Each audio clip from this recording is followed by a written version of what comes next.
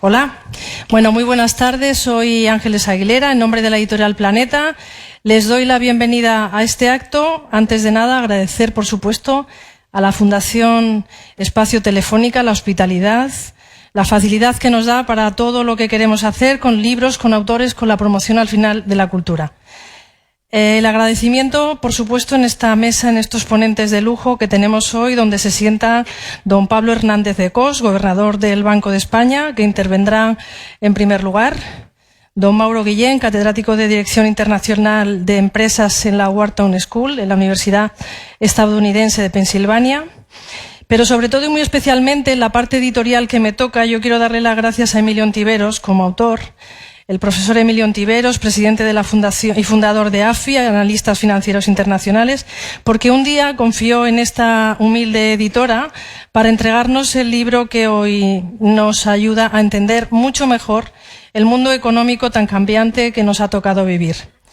Hace ya muchos años, en los años 70 y hasta los 90, en el sello Planeta, se creó, en el grupo Planeta se creó un sello nuevo porque se tenía conciencia de que el mundo estaba cambiando, que los periódicos, las noticias nos iban contando el día a día, pero que necesitábamos una escritura un poco más sosegada, un poco más larga, que nos explicara mejor lo que estaba ocurriendo. Con esa vocación surgió entonces este sello que les cuento, que se llamó y que muchos recordarán sin duda Espejo de España.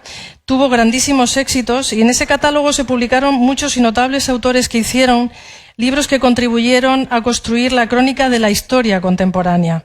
Así ocurrió que muchos años después, por ejemplo, la transición no se explicaría y otras muchas cosas desde la política, la historia o la economía sin muchos de los libros que compusieron esa colección. Tantos años después, hoy en Planeta seguimos empeñados en algo relativamente parecido. Y es que el libro que presentamos, Excesos, responde a ese espíritu. Contarnos la actualidad de nuestro país y del mundo a través de la divulgación y con el afán de llegar a públicos grandes, más allá de los especialistas y de los profesionales. Emilio Ontiveros tiene erudición, tiene conocimiento y tiene una cualidad muy difícil, que es que tiene un don de la pedagogía, probablemente por la cantidad de años que ha estado y sigue estando dando clases. Escucharle en la radio, leer sus artículos, es abrir una ventana de entendimiento a la maraña de datos macroeconómicos que los más profanos vemos cada día cuando nos cuentan lo que ocurre en el mundo y que nos llenan de tanta inquietud personal y profesional. Excesos es un libro que se pensó precisamente para explicarnos exactamente eso, el exceso del capitalismo, del sistema económico que nos ha gobernado en el mundo en los últimos 30 años y del que tanto se ha abusado. Las señales de humo que estábamos viendo, que apreciábamos y que nos decían que algo estaba empezando a fallar de nuevo después de la gran crisis del 2008, que creíamos muy falsamente y muy optimistamente superada. Este libro, del que hablarán estos ilustres invitados que les he presentado, es el resultado de muchas idas y venidas sobre su contenido, de renuncias por parte del autor, renuncias temáticas, quiero decir, porque había que hacer descartes, resumir, su erudición era alta y grande y su conocimiento mucho, pero sobre todo es un libro producto de aciertos para afinar en esa diana de lo que de verdad importa. La obra nos alerta de los motivos, nos enseña de las disfunciones del sistema y también nos propone terapias y soluciones para mejorar la economía y, por tanto, el mundo. La rotunda frase del principio, el mundo vuelve a complicarnos la existencia, ya nos da muchas pistas sobre por dónde van a ir sus páginas. Excesos se cerró a finales del verano del 2019 y se publicó a mediados de noviembre de pasado. Desde entonces solo hemos podido comprobar que las dotes proféticas del autor se vienen cumpliendo prácticamente una detrás de otra. Para ejemplo, la última cumbre, por ejemplo, de Davos o las recientes declaraciones del premio Nobel Paul Krugman. La actualidad económica, en definitiva, le da la razón y, por tanto, sabemos que estamos muy bien orientados. El debate de esta tarde se presenta por eso muy apasionante, porque para hablar de todo ello contamos con los mejores, con esta mesa, por supuesto, que solo Emilio Ontiveros ha podido reunir. Y como editora solo puedo añadir que en esa tradición que decía de poner libros que nos expliquen nuestro mundo, estoy convencida de que Excesos acabará convirtiéndose en un clásico moderno, un clásico imprescindible que nos ayude años después a entender lo que hoy estamos viviendo. Les dejo ya con Pablo Fernández de Cos, gobernador del Banco de España.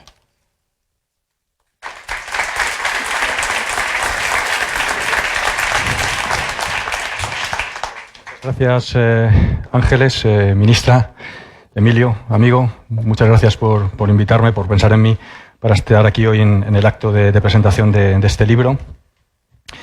Bueno, yo creo que hay que empezar por lo obvio, que en este caso además es un placer, y es en animarles a ustedes a leer el libro, ¿no? Como es habitual en el profesor Ontiveros, en Emilio, ha vuelto a dar en la diana. Y ha vuelto a dar en la diana, en primer lugar, en la elección del tema. Estamos, evidentemente, ante uno de las cuestiones que más nos preocupan, nos ocupan también, a la ministra en particular, a todos en general, en relación con la evolución de la economía global. Es un tema inmenso, es un tema complejo por el grado de interrelaciones que todos los factores que determinan la evolución macroeconómica global implican en la realidad de hoy, en un entorno además muy cambiante, y como suele ser habitual en Emilio, logra un resultado con una combinación doble que es realmente difícil, ¿no? La primera tiene un documento muy bien estructurado, con mucha sustancia en el contenido, y yo creo que bastante certero incluso en el análisis, y además, en segundo lugar, y esto es quizá incluso menos habitual entre los economistas, es que además lo hace de una manera amena, ¿no? Y que resulta muy fácil de leer. Así que incluso para ustedes, los que seguro que muchos de ustedes que no son economistas, les animo claramente a leerlo. Me voy a atrever a hacer algunos comentarios, algunas reflexiones en relación con el libro, y para ello voy a empezar tratando de resumir de una manera muy aventurada, espero que estés de acuerdo, con lo que yo creo que es la tesis principal, ¿no? De una manera relativamente sencilla.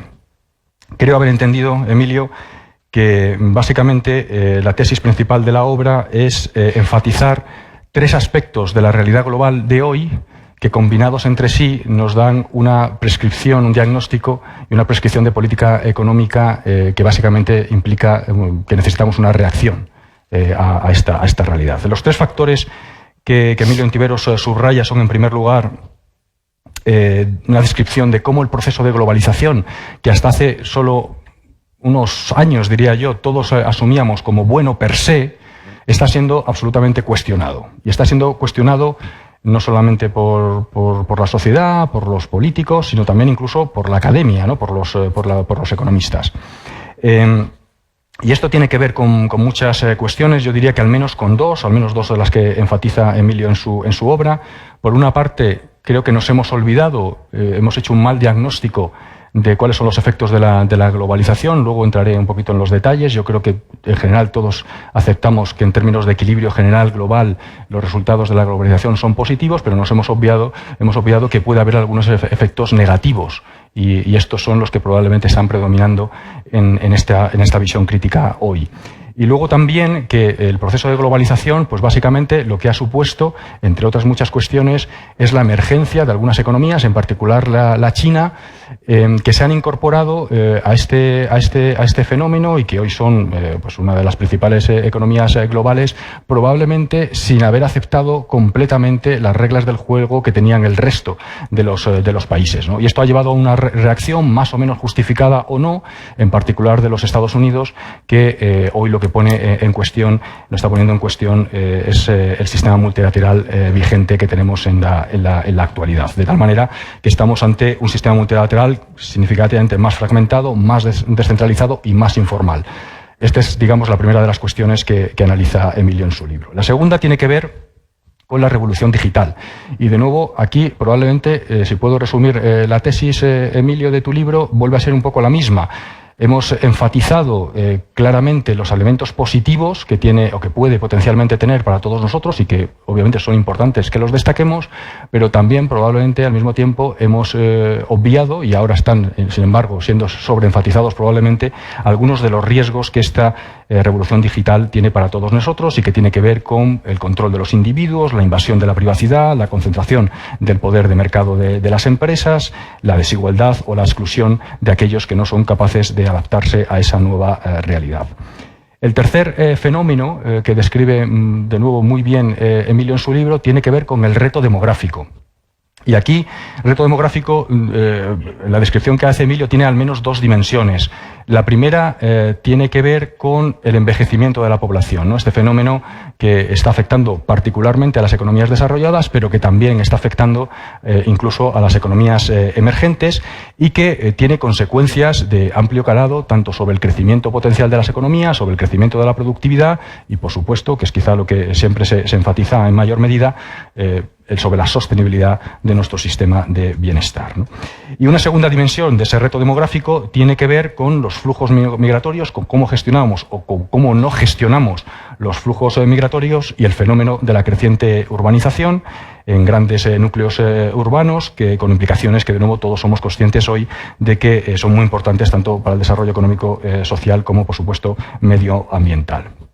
Bien, la combinación de estos tres factores llaman a Emilio a defender que han contribuido los tres con un proceso adicional, que es el proceso de desregulación, al menos más enfático en algunas economías que en otras, han contribuido, digo, a generar un crecimiento económico desigual, un dominio de la economía financiera sobre la real, una concentración del poder de mercado en las grandes empresas y, por tanto, una reducción de la competencia a nivel global y un deterioro, por supuesto, también del medio ambiente. Estos son, como decía Ángeles, los excesos de los que habla Emilio en su libro y, por supuesto, la conclusión a la que llega es que es necesario abordar con una reformulación del sistema capitalista, habla Emilio, o del marco de gobernanza multilateral al menos, estos problemas. ¿Cómo? Y bueno, pues el profesor Ontiveros básicamente lo que apunta es a la conveniencia de que los gobiernos e instituciones públicas desempeñen un papel más activo a la hora de mitigar regulatoriamente los fallos de mercado y de supervisar el cumplimiento de las normas, de tal manera que, entiendo del libro, de la tesis, Emilio, que lo que buscas esencialmente es un mayor equilibrio entre ese trade-off que todos sabemos que finalmente existe entre eficiencia y equidad, ¿no? Y probablemente hemos sobreenfatizado el primero a expensas del segundo y probablemente hay algún punto intermedio en el que se puede lograr una mejor combinación de los dos. Bien. Esta es la tesis del libro y que me sirve a mí al menos para efectuar algunas reflexiones.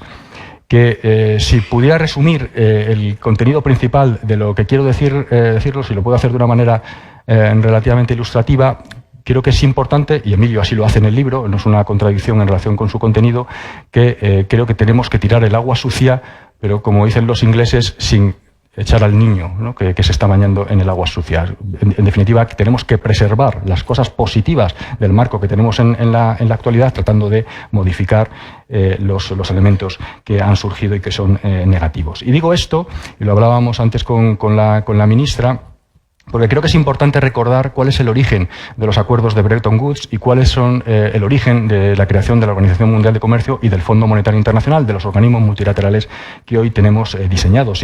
Y básicamente el origen, la inspiración de los principios de universalidad y cooperación que están detrás de estos organismos multilaterales surge precisamente de la reacción al bilateralismo que surgió en los años 30 y que todos sabemos hoy, y los historiadores económicos mejor que nadie, que básicamente exacerbaron los problemas de crisis económica de esa década, ¿no? La respuesta multilateral fue una respuesta para tratar de paliar esos efectos tan negativos.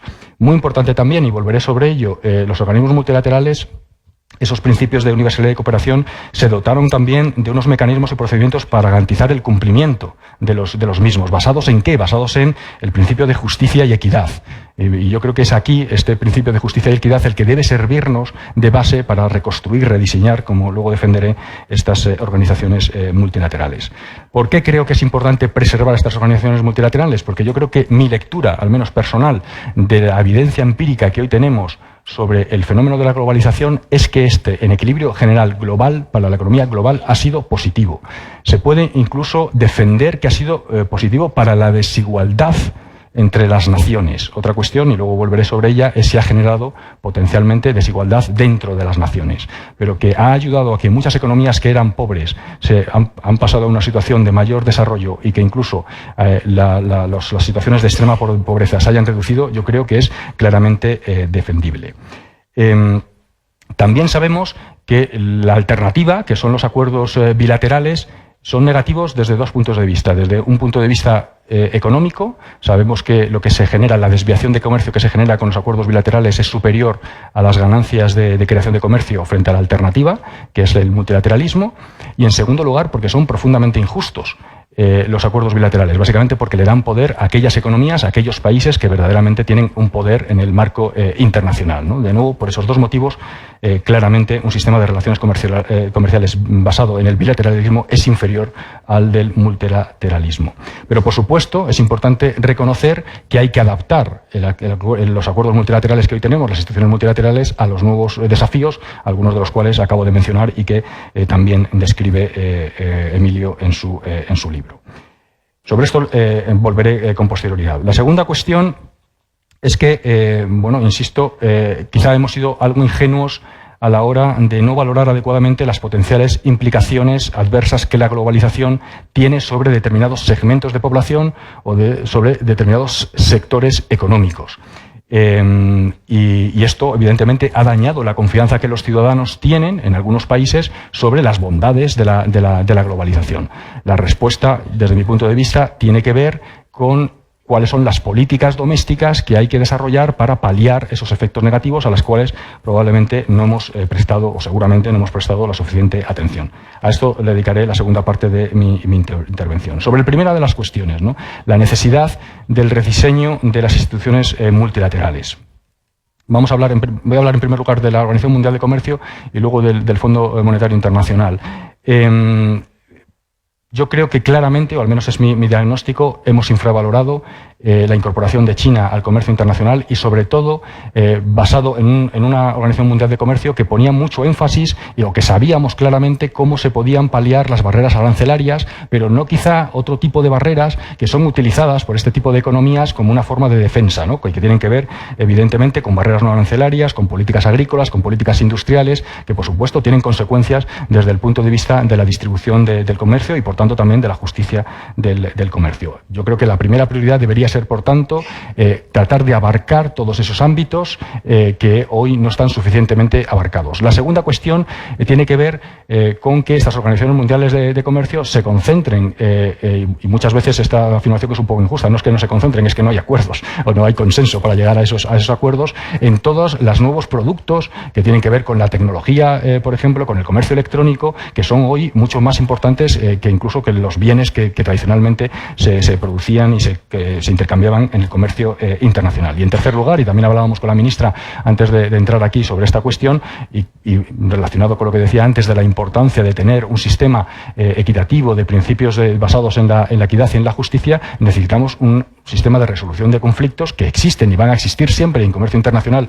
Por supuesto, estos son de una manera, son muy importantes y muy significativos y con consecuencias muy importantes para el comercio, que verdaderamente funcione. Si no resolvemos al menos estos tres aspectos, creo que no estaremos diseñando las instituciones multilaterales del futuro, en este caso del comercio. En segundo lugar, en relación con el Fondo Monetario Internacional, lo que ha venido sucediendo en las últimas décadas es que, como consecuencia probablemente de las dificultades de reforma de la propia gobernanza del fondo, como también de la percepción de que los recursos del fondo puede que no sean suficientes para ayudar a las economías que están en peligro en un momento determinado, lo que estamos viendo es una proliferación de los acuerdos regionales financieros.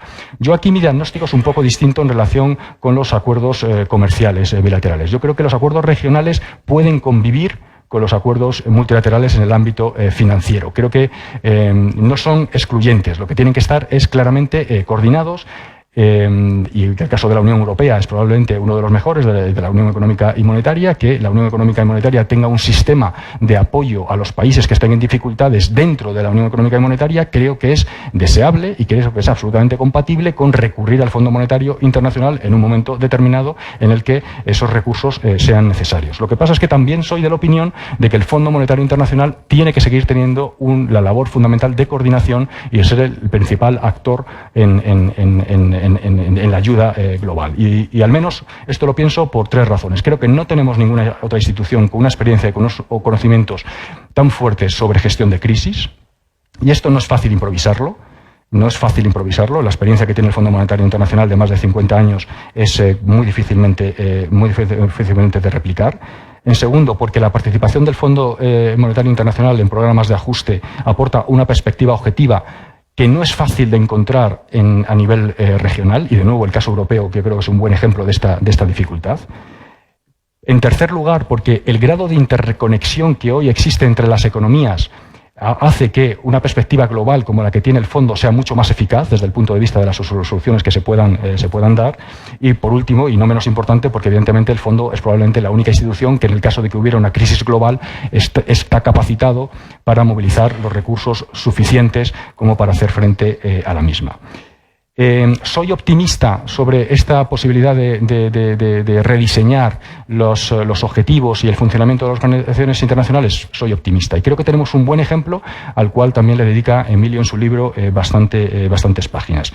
Tiene que ver con la regulación bancaria. Que teníamos una regulación bancaria que era inadecuada antes de la crisis financiera, y que la crisis financiera es en parte consecuencia de esa regulación bancaria que no era suficiente, creo que es una opinión que es prácticamente unánime entre todos los que estamos en este lado como los que están en el otro lado. ¿Qué ha sucedido en este ínterim? Bueno, pues que el Comité de Basilea de Regulación Bancaria, que tengo el honor hoy de presidir, pero que no me corresponde a mí la responsabilidad porque yo acabo de recibir el honor de la presidencia, pero el trabajo se lleva haciendo durante más de 10 años, y por supuesto el Financial Stability Board, pues han estado trabajando durante 10 años para modificar completamente la regulación bancaria y la regulación incluso no bancaria, aunque en menor medida, y hoy creo que estamos en condiciones de decir que tenemos unos bancos a nivel global que son más capitalizados, más estables y en una mejor situación, no solamente de no generar problemas, sino incluso de financiar adecuadamente nuestras economías. Y además, y esto puedo hacer una afirmación también bastante rotunda, estas instituciones tienen hoy la suficiente flexibilidad como para seguir tratando de responder a los nuevos retos que, por ejemplo, surgen con las empresas fintech, las big tech, etcétera, que se están introduciendo también, como saben todos ustedes, en estos mercados. Esto me lleva a pensar que a tener un cierto optimismo sobre la posibilidad de modificación de la gobernanza y funcionamiento de los organismos multilaterales. Sobre la segunda de las cuestiones, sobre el rediseño de las políticas nacionales, de nuevo, la motivación es la que he señalado con anterioridad. La globalización tiene efectos positivos de manera global, pero también hay que aceptar que existen algunos efectos negativos para algunos sectores y países, y sectores y grupos poblacionales a los que hay que dar respuesta. ¿Qué tienen que hacer desde mi punto de vista las políticas domésticas? Bueno, pues en primer lugar hay que priorizar, es decir, cuáles son las políticas que son más adecuadas para hacer frente a esos retos demográficos, a esos retos del cambio de la economía digital o del fenómeno de la globalización que son más adecuadas. Yo creo que claramente, al menos, educación y políticas activas de empleo tienen que estar en el top list de las prioridades para tratar de afrontar estas cuestiones, como también las modificaciones de los sistemas de bienestar social para lograr ese difícil equilibrio entre tres parámetros que son, por una parte, la suficiencia. Tenemos un sistema de bienestar, un sistema de pensiones para que le exigimos que proporcione niveles de pensión que sean suficientes para que nuestros pensionistas puedan evidentemente mantener unos niveles adecuados de vida, que sean sostenibles financieramente. Eso no es una alternativa, eso no es una opción, tiene que ser financieramente sostenible, y que además incorporen, y esto es muy importante y muchas veces se olvida, un grado de equidad intergeneracional que sea importante. Un segundo aspecto que me parece importante subrayar sobre el tema de las políticas domésticas. Yo creo que estamos prácticamente todos de acuerdo sobre cuáles son los objetivos. Probablemente no sea lo difícil estar de acuerdo sobre los objetivos. Lo difícil es ponernos de acuerdo y, sobre todo, diseñar, las personas que tienen la responsabilidad sobre el diseño de las políticas económicas en general, diseñar cuáles son los instrumentos que verdaderamente son capaces de cubrir esos objetivos de una manera eficiente, es decir, con los menores daños colaterales posibles. Y a mí solo se me ocurre una forma de hacer del diseño de las políticas públicas, que es uno que esté basado en evidencia empírica y, en segundo lugar, que fomentemos la evaluación de las políticas públicas. Una vez que se han aplicado las políticas públicas, a veces no tenemos la evidencia empírica y los policy makers tienen que tomar decisiones para dar respuesta a los objetivos que les han marcado los ciudadanos. Evidentemente hay que tomar riesgos, pero evaluemos, si no podemos ex ante, que no siempre es fácil, evaluemos ex post. Este me parece que es un mensaje que en este país yo creo que no ha calado lo suficiente y me parece muy importante que cale para tener un buen diseño y evaluación periódica de las políticas públicas. Tercer aspecto que quería subrayar: tenemos que aceptar también en ese mundo globalizado que las políticas domésticas van a estar necesariamente condicionadas por lo que hagan el resto de los países.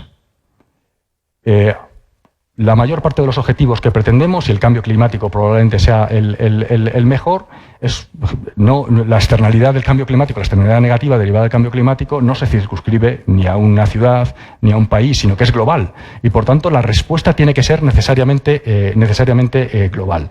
Y otro ejemplo que se me ocurre es, por ejemplo, el derivado de la necesidad de diseñar mecanismos para que las grandes empresas multinacionales pues digamos, no acumulen la concentración de poder de mercado que hoy tienen, y que también contribuyan de alguna manera a la financiación de los presupuestos públicos. Sabemos que las decisiones unilaterales de los países en relación con esa cuestión van a ser muy poco eficaces, y es por eso que se le ha otorgado a la OCDE que analice cuál podría ser una respuesta global a esa cuestión. Las respuestas unilaterales creo que no van a ser eficaces en la resolución del problema.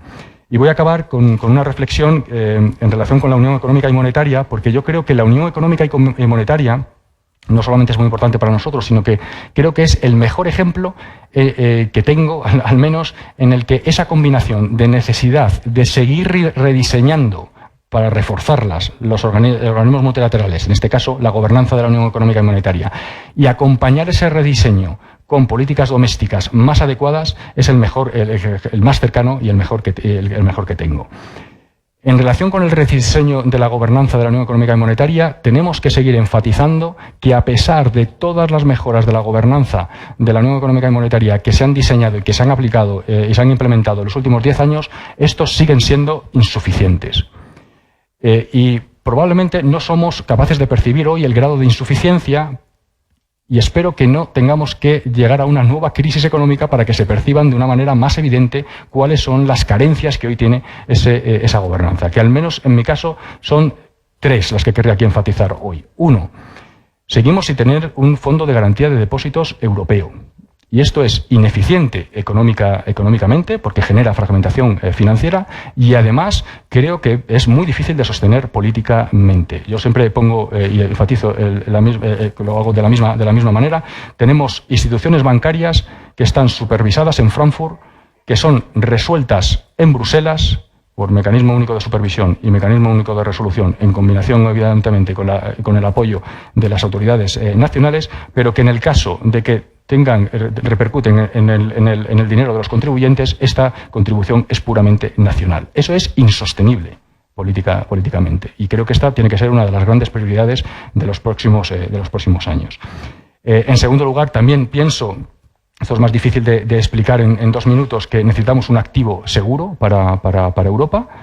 La carencia de activos seguros en Europa básicamente lo que provoca, si lo puedo poner de una manera muy sencilla, es que ante un evento de crisis, como los activos que son percibidos verdaderamente como seguros son solamente algunos bonos públicos de ciertos países, básicamente toda la inversión, cuando hay un problema, se concentra en esos países, y exacerba todos los problemas de fragmentación financiera que queremos evitar. Es importante, por tanto, que esto también se resuelva.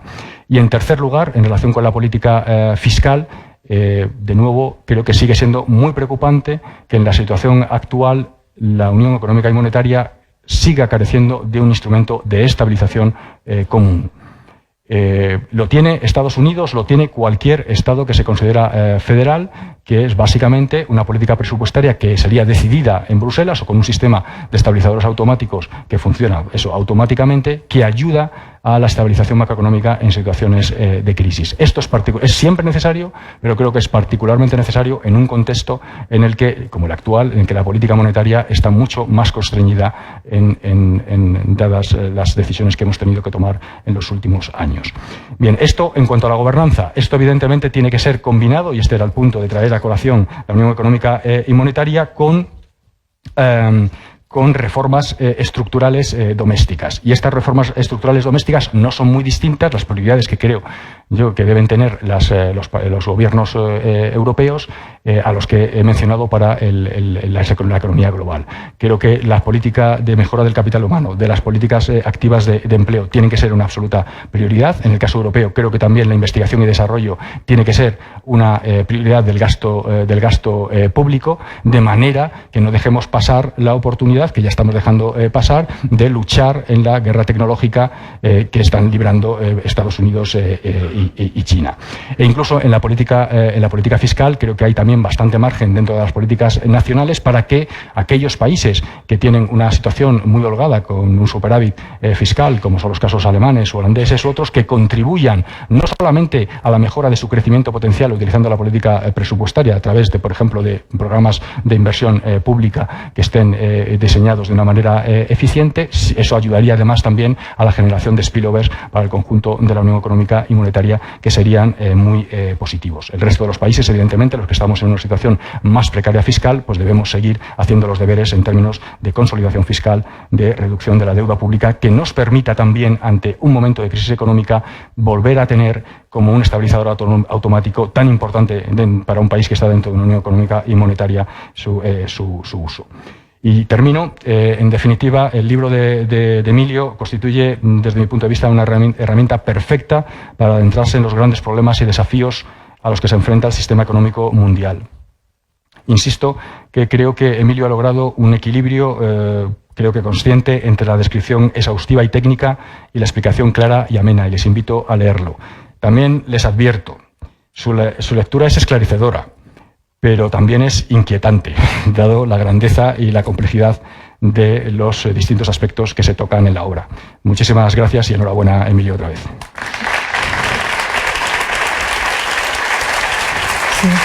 Sí, ahora tiene la palabra Mauro Guillén.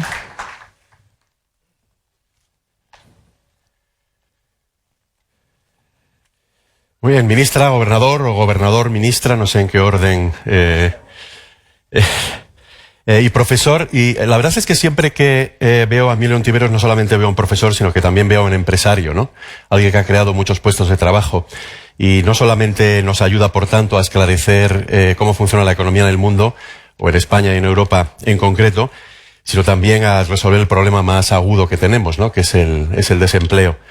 Yo creo que la mejor manera desde mi punto de vista, de resumir el libro es la siguiente. Hace 3 años y medio, en plena campaña electoral en Estados Unidos, donde resido, volvía de un pequeño viaje esquiando en las montañas de los Apalaches y me decidí a regresar a mi casa no tomando la autopista, sino unas carreteras comarcales.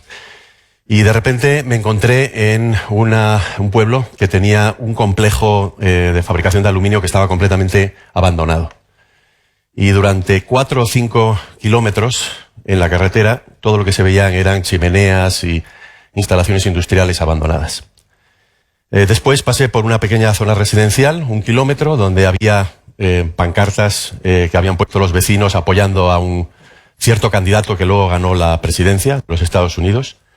Y después otros 4 kilómetros de una nave, pero de una nave industrial en donde se aparcaban los camiones para distribuir productos.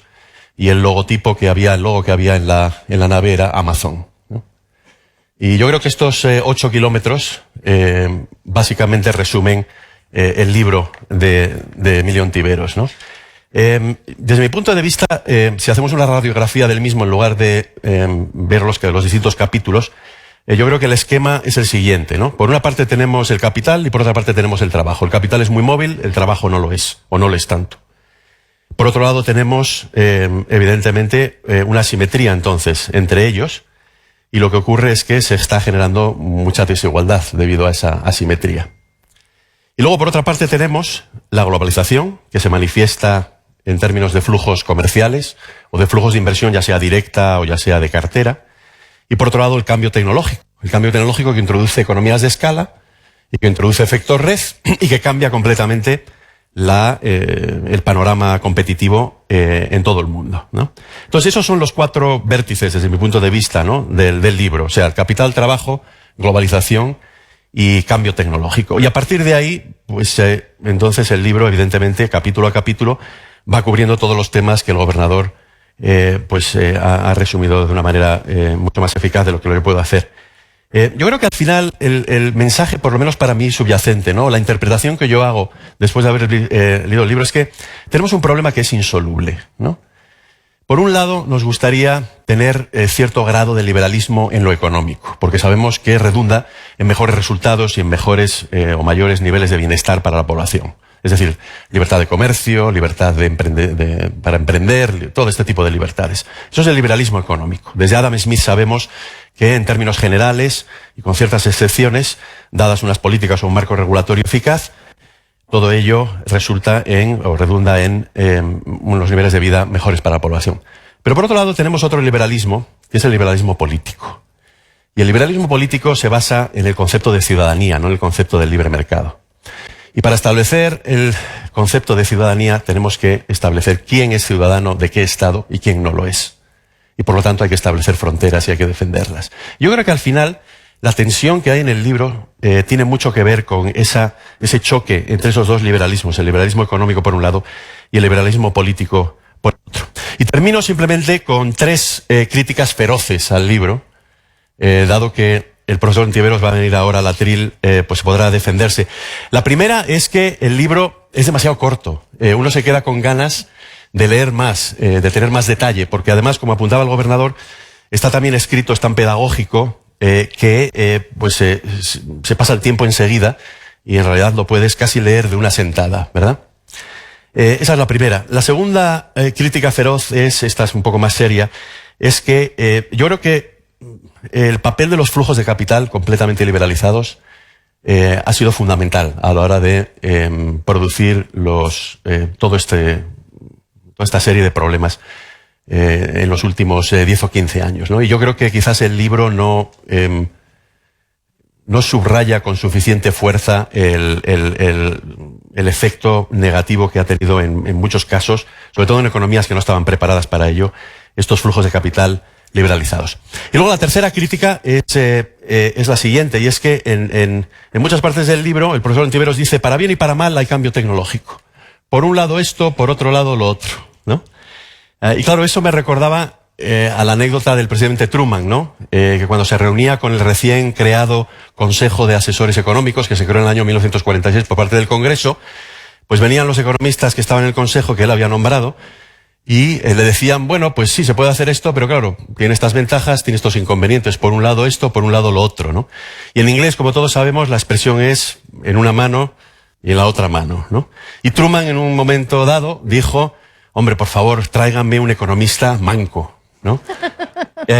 Yo no voy a pedirle al profesor Ontiveros que se corte un brazo, pero quizás podría aclarar ahora exactamente cuál es su posición por ejemplo, sobre el cambio tecnológico, o cuál es su posición al final del día, después de todos los debates, sobre las guerras comerciales o las guerras monetarias, sobre la globalización. ¿Es bueno el que haya comercio internacional sometido a un régimen de bastante libertad en el mundo o no? Todo este tipo de cuestiones, ¿no? Que quizás, se podrían haber aclarado un poquito más. Muchísimas gracias.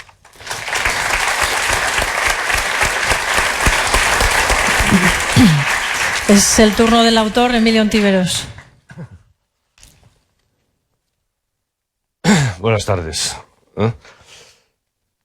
Comprenderán o comprenderéis que lo primero que quiera hacer sea simplemente dar las gracias, ¿no? Casi lo único, ¿no? Porque yo creo que lo nutritivo del acto de hoy y el objetivo fundamental está cubierto, ¿no? Era oír a dos personalidades como Pablo y Mauro, que son en cierta medida muy representativas de esa suerte de regeneración de la especie que está teniendo lugar en nuestro país en los últimos años. dos observadores verdaderamente globales, ¿eh? El gobernador, en apenas un par de horas, embarca para Sudáfrica para presidir, como él anticipaba, la máxima institución mundial de supervisión bancaria. Más allá de su posición destacada, muy destacada, en el Consejo de Gobierno del Banco Central Europeo, nos consta a los que leemos la prensa internacional, nos consta a los que escuchamos las declaraciones de otros miembros del Consejo de Gobierno, no es fácil situar a un español, a un gobernador joven, al frente de una institución como esa. Y Mauro es el profesor más destacado de Administración de Empresas de Wharton, sin exagerar. Era hasta hace unos meses el director del Lauder Institute y hoy es el profesor estrella en Wharton, ¿no? Es el único español que ha firmado un contrato multimillonario para hacer un libro sobre el futuro, que ya antes de salir tiene traducciones en varias lenguas, ¿no? Muchísimas gracias porque, insisto, yo creo que la mejor forma, la mejor seña de identidad de un trabajo, de una obra, la mejor forma incluso de congraciarse con nuestro país es escuchar a gente como la que acaba de hablar. Quiero también agradecer a todos que hayáis hecho un hueco y estéis aquí, ¿no? Y en especial a mi antigua compañera de AFI, Reyes Maroto. Como señalaba el gobernador antes del acto, hemos tenido ocasión de comentar algunas de las cuestiones que se abordan en el libro, ¿no? Sobre todo esa suerte de fragmentación, de ruptura paradójica de las reglas del juego, multilaterales por parte de quien las creó, por parte de quien hasta hace 3 días era realmente el encargado de que cumpliéramos esas reglas multilaterales, ¿no? Muchas gracias a todos, porque asistir a un acto de ese tipo es una especie de ejercicio de solidaridad, ¿no? De acto de solidaridad, pero yo creo que habéis encontrado compensación sobrada hasta ahora, ¿no? Quiero agradecer desde luego a Editorial Planeta, ¿no? La apuesta, en particular a Ángeles Aguilera, el empeño, la persecución literal que me hizo tratando de pasar a limpio lo que era un enunciado que sí, que efectivamente se podía escribir algo que resumiera esas disfunciones, esos excesos del sistema en estos años. Y dentro de Editorial Planeta, Fátima también se ha encargado de ayudar en lo que es la promoción, etcétera. Agradecimiento también a la Fundación Telefónica. Muchas gracias al presidente de la Fundación, César Alierta, por acudir. Como decía, presentar un libro tiene básicamente, puede tener dos misiones, dos objetivos. Uno, escuchar a los presentadores, que suelen ser la ñagaza, el incentivo, el estímulo para acudir. Pero dos, es una forma que tiene el autor de validar el empeño que le ha llevado durante un tiempo, unos meses o unos años, y a trabajar de forma monográfica en un asunto, ¿no? Y validarlo además con gente cercana, ¿no? Yo creo que soy consciente de que este tipo de presentaciones son un mecanismo trucado, es una manifestación de solidaridad con el que ha escrito el libro, con el autor, sin que eso signifique ni mucho menos un respaldo al análisis, al trabajo que ha hecho el autor, ¿no? Yo lo que sí me gustaría subrayar es que este libro, Excesos, es la consecuencia de un privilegio, ¿no? De un privilegio, de haber tenido la suerte de vivir una época determinada y haber estado despierto durante esa época. He tenido la fortuna, además, de estar en activo en 2 plataformas que me han acercado mucho a la observación, por torpe que fuera, a la observación de lo que estaba ocurriendo y al procesamiento analítico de eso que estaba ocurriendo en el mundo económico, ¿no? Hacerme en última instancia testigo testigo cualificado de una época y poder procesar esas evidencias que reclamaba el gobernador como fundamento de cualquier tipo de trabajo, ¿no? Esa observación empírica, ¿no? He estado más de 35 años enseñando gestión internacional de la empresa en la Universidad Autónoma de Madrid. Y dentro de las enseñanzas de gestión internacional de la empresa siempre había un bloque que era el análisis del entorno económico y financiero relevante en los procesos de toma de decisiones de las empresas que tienen vocación de internacionalizarse, ¿no? Y 30 y tantos años también en un microclima especial, muy volcado a la realidad económica, pero desde luego a la realidad financiera internacional, que es AFI. Bueno, habría que ser muy, muy estúpido, muy torpe, para estando 35 o 40 años en esos dos ambientes, no tratar de interesarse e inquietarse al mismo tiempo por la dinámica de los acontecimientos a nivel global, por tratar de pasar a limpio esas observaciones que de forma más o menos fragmentada yo iba suministrando a mis alumnos, ¿no?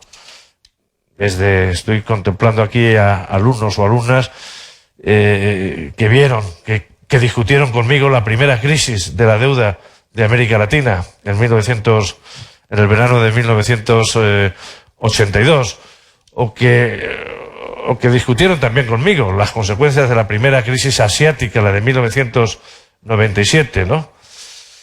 En gran medida, Mauro, consecuencia de un proceso de desregulación de transacciones financieras llevado a cabo a finales de los 80 por la OCDE, probablemente de forma indiscriminada, no solo en el seno de las economías avanzadas, sino también de algunas economías emergentes, entonces sin el grado de madurez institucional suficiente como para abordar un proceso de liberalización de movimientos de capital, y que justificó un primer libro, ¿no? que en cierta medida es un antecedente de que se llamaba algo así como Sin orden ni concierto, medio siglo de relaciones financieras internacionales, que hacía referencia un poco a la existencia de eso que James Pollack llamaba el no sistema monetario internacional, y lo que era ya el embrión, el comienzo de ese proceso de financiarización, valga el barbarismo,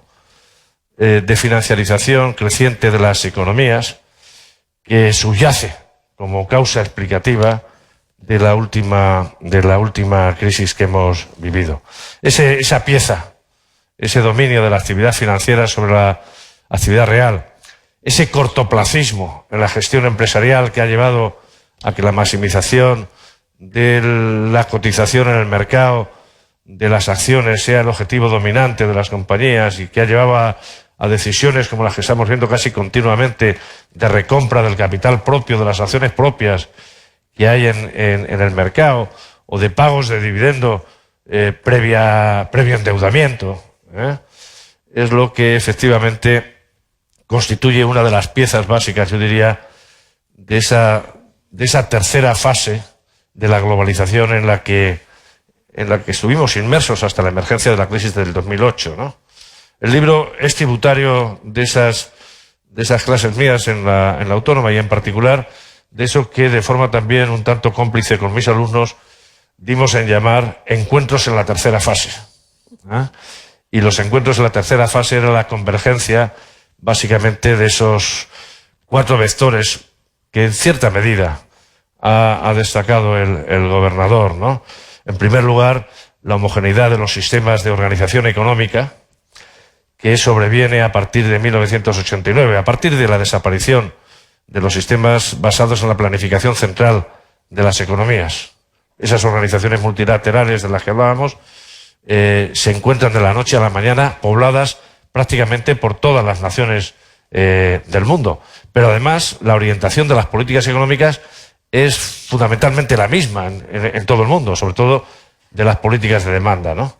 El segundo vector de esos encuentros galácticos en la tercera fase es precisamente la emergencia de economías emergentes, o lo que es lo mismo, la reducción de la brecha en términos de PIB por habitante entre las economías avanzadas y las economías menos avanzadas o las economías emergentes, ¿no?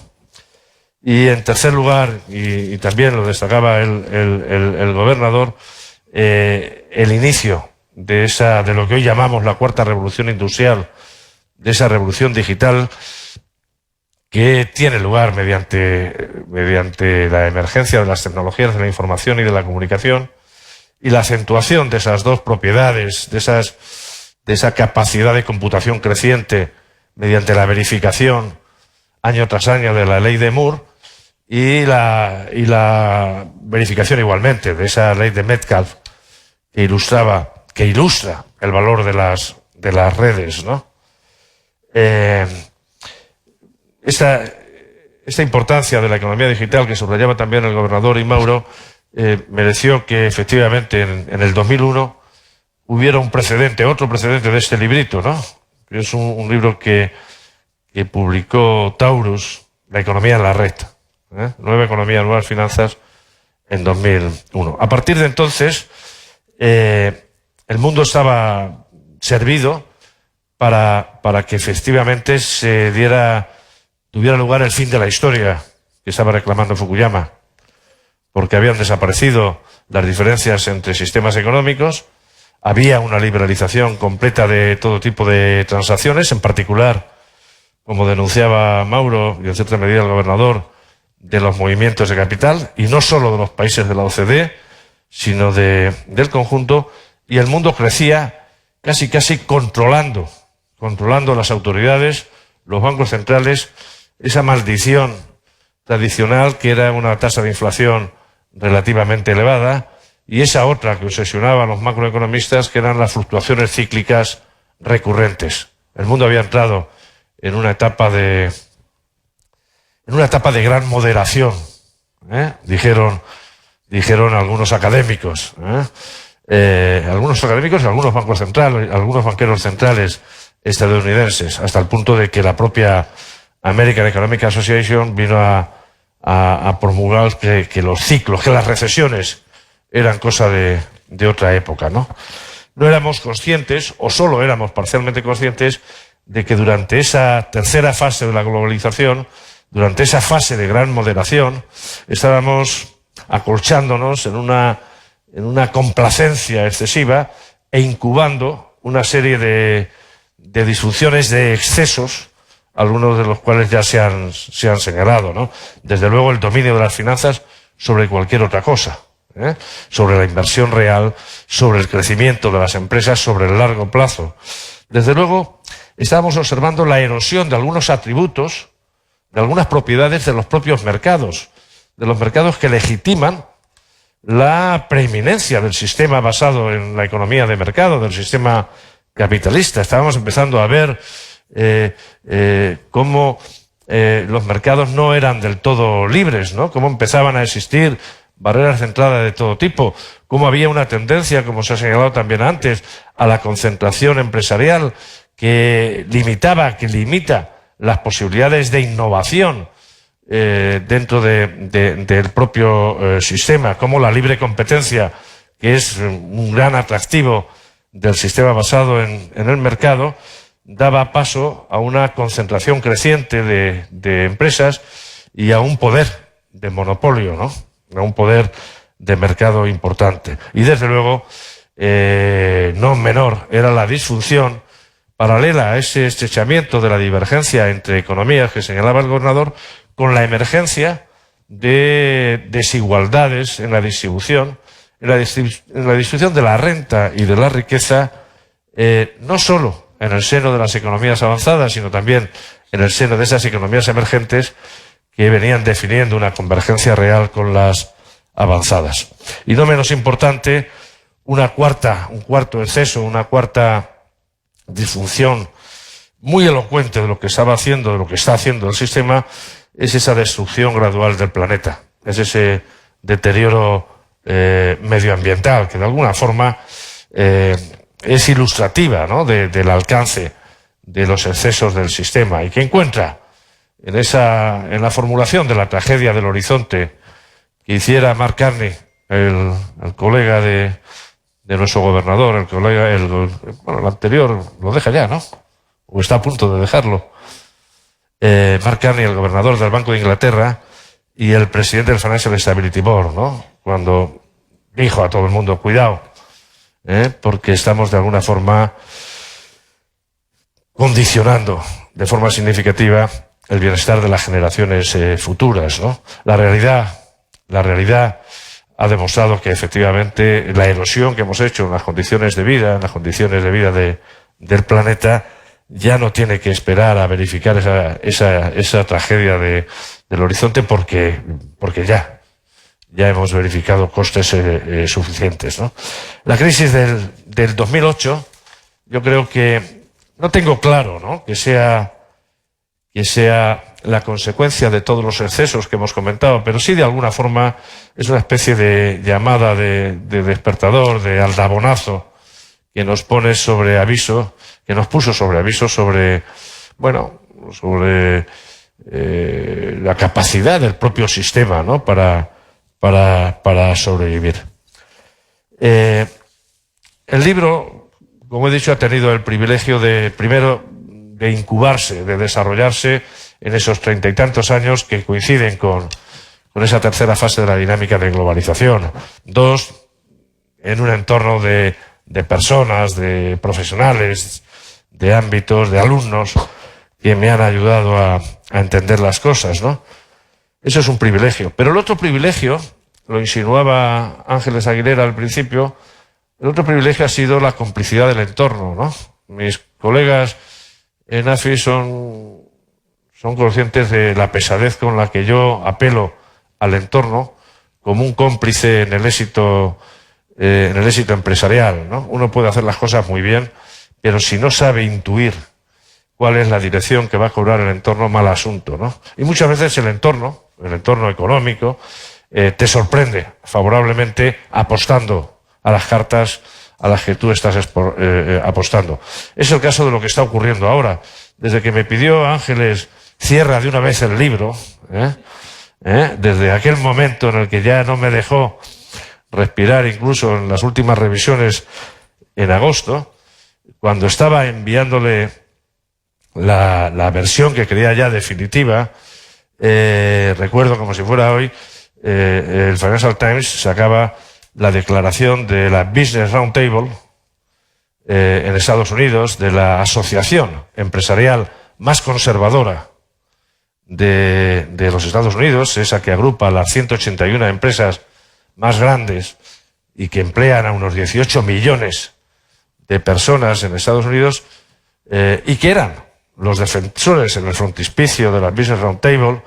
Aparecía el enunciado de la función objetivo, de la función monoobjetivo, que Milton Friedman sacralizara en su Capitalismo y Libertad en 1962.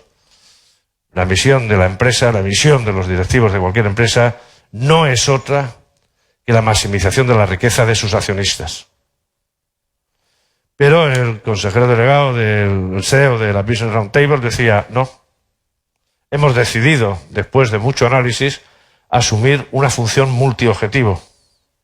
Y creemos que la obtención de beneficios, no solo legítima, sino necesaria, cuidado, es compatible con cuidar a otros stakeholders de la empresa. Y desde luego, no solo a los empleados o a los proveedores, sino a la sociedad, a la comunidad en la que opera la empresa. Lo que hacía la Business Roundtable, ya lo había dicho de otra forma, el mayor gestor de carteras, el mayor gestor de riqueza financiera del mundo, BlackRock, cuando a partir de 2006 su consejero delegado envió cartas a todas las empresas en las que invertía diciendo, ir espabilando, porque aquella que no cumpla las exigencias medioambientales que nos hemos dado, vamos a tener que desinvertir. Y a partir de ahí, buena parte de la comunidad financiera se ha estado coaligando en un ejercicio ciertamente sorprendente, ¿no? Porque es paradójico, ¿no?, que sea desde dentro, no son formulaciones radicales, ¿no?, de académicos o de políticos con visiones más o menos extremas. Es desde las entrañas institucionales del sistema donde se está planteando, donde se le ha visto las orejas al lobo en la generación de esos excedentes, ¿no? Algo mal tiene que percibir cuando la British Academy acaba de incorporar, ¿no?, una línea de sostenibilidad de la empresa como columna vertebral de sus trabajos. Es verdad que probablemente tiene que ver con la figura de Colin Mayer, de ese profesor de Oxford, nada peligroso, nada keynesiano, ni mucho menos, pero que efectivamente ha contribuido analíticamente a revisar esos propósitos de la empresa. Yo creo que efectivamente el entorno está ayudando, y en ese sentido soy relativamente optimista, ¿no? Aquí también incluso Mauro me podría criticar, ¿no?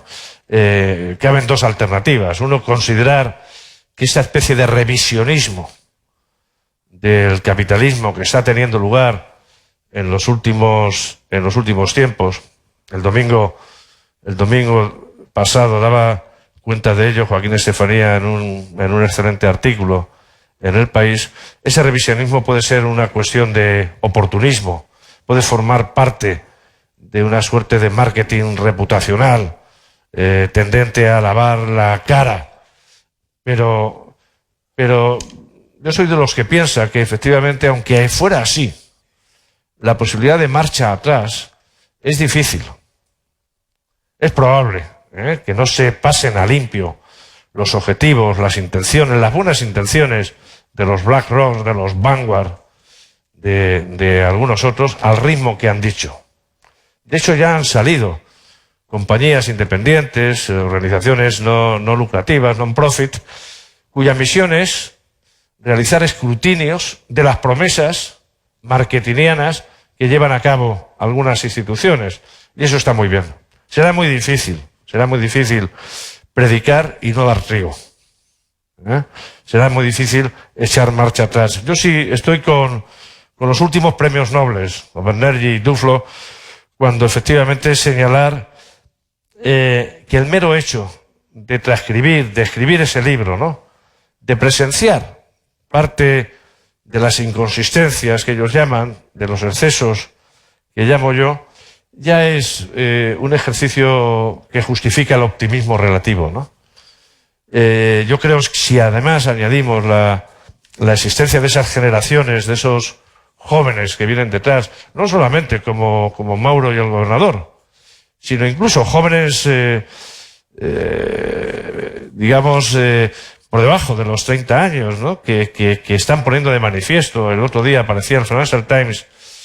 La prensa internacional también está jugando un papel grande, ¿no? ¿Quién iba a decir que un periódico como el Financial Times iba a dedicar una semana a las intenciones de resetear el capitalismo como condición para seguir funcionando?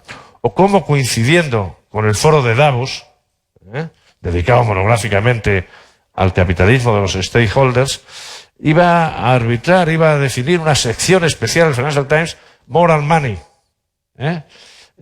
haciendo referencia básicamente a esas iniciativas, ¿no? No, yo creo que efectivamente hay razones para la esperanza, ¿no? Es muy difícil, ¿no?, echar marcha atrás. Probablemente no iremos al ritmo que a todos nos gustaría, pero el respaldo institucional y sobre todo, como decía, de los jóvenes, será difícil que no obligue a las empresas, que son en última instancia las verdaderas protagonistas de la transformación, a asumir la necesidad, digamos, de paliar buena parte de esos excesos. Poco más.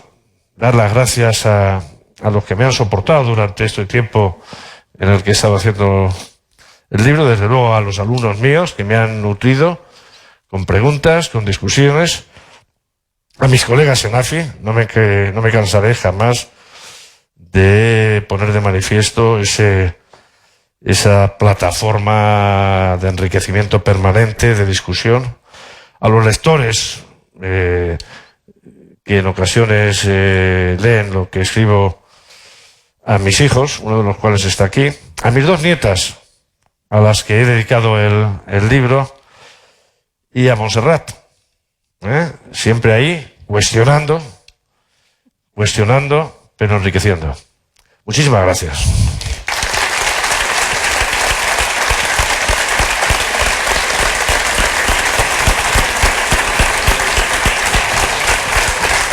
Bueno, muchísimas gracias a todos. El autor firmará ejemplares de su libro porque, por supuesto, a lo que les animamos es que lo compren y lo lean. Muchísimas gracias.